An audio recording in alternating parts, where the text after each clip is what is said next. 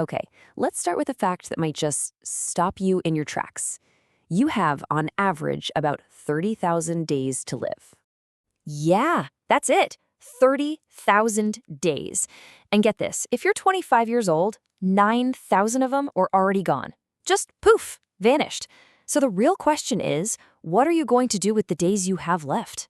Because for way too many of us, the answer looks kind of like this. We're spending our precious days just revving the engine in neutral, right? We're so busy checking off a million little things on our list, basically doing anything to avoid the real work. You know, the stuff that actually moves the needle. And that, my friends, is what we call the busy trap. It's this crazy state where we trick ourselves into thinking that just doing stuff is the same as getting something meaningful done. We've gotten so good at people-pleasing, at looking busy, it's like an art form. And all the while, our biggest dreams are just sitting on a shelf collecting dust. And this all leads to something I call the great modern exhaustion. You know exactly what I'm talking about, right? You get home, you just collapse on the couch, totally wiped out.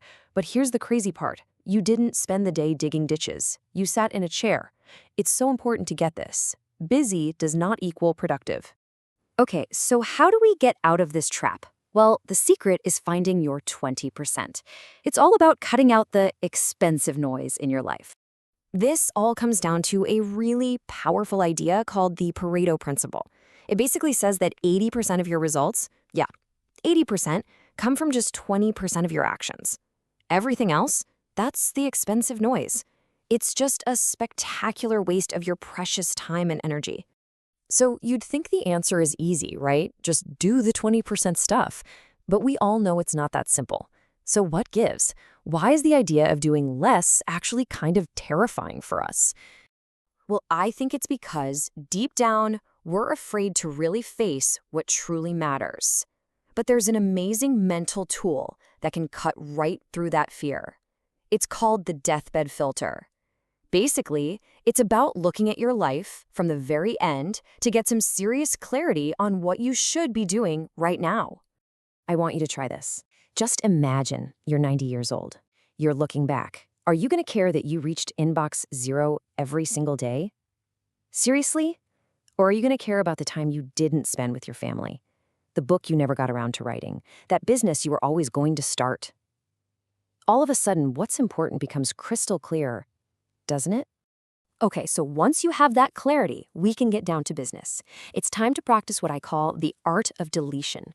This is all about actively, ruthlessly pruning your to-do list to protect your focus. And here's a super powerful way to do it. It's the to-list strategy. Step 1, just brain dump everything. Write down every single thing you think you need to do. Got it? Okay.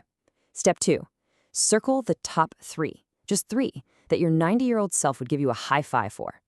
Now, look at everything else on that list. That is now your avoid at all costs list. Honestly, knowing what not to do is way more important than knowing what to do. This leads us to a skill that most of us are really bad at: strategic quitting. Look, we're always told never give up, but persistence isn't always a good thing. Sometimes the absolute smartest move you can make is to quit something that's no longer serving you, because it makes space for something way better. But what about the stuff you can't just quit? You know, the daily grind. Well, for those things, the trick is to be strategically lazy. And what that really means is you eliminate as many decisions as possible to save your brain power for the big stuff. Think about it like this. Every tiny choice you make, what am I going to wear today? What's for breakfast? It drains this limited mental battery I like to call decision juice.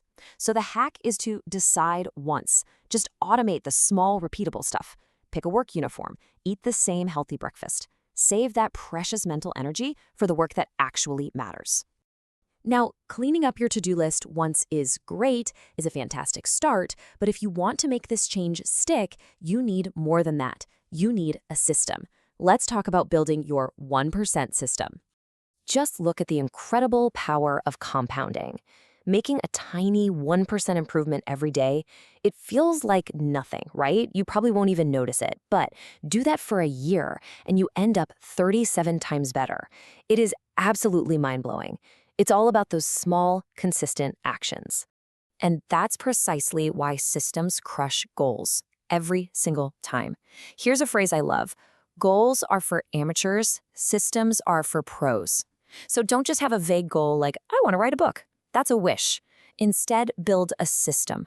I will write 500 words every single day. See the difference? The system is what actually gets you there. And this is where the real magic happens. It's called the identity loop. Your identity doesn't lead your actions, it follows them. So you have to start stupidly small. I mean, so small it's almost laughable. So your brain can't object. Read just one page. Boom. You just cast a vote for I'm a reader. Write just 50 words. Boom. Vote cast for I'm a writer. You keep casting those tiny votes, and pretty soon you don't need willpower anymore. It's just who you are. Okay, let's wrap this all up. At the end of the day, life isn't this frantic search for more hours. It's about making the hours you already have count. It's about deleting the noise, getting laser focused on your top 3 priorities, and building a simple system of tiny daily improvements. So I'll leave you with this. Those 30,000 days, the clock is ticking.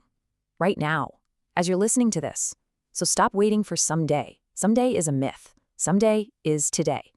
So what's one thing, just one, that you can delete from your list right now? Please subscribe to Smart Laziness.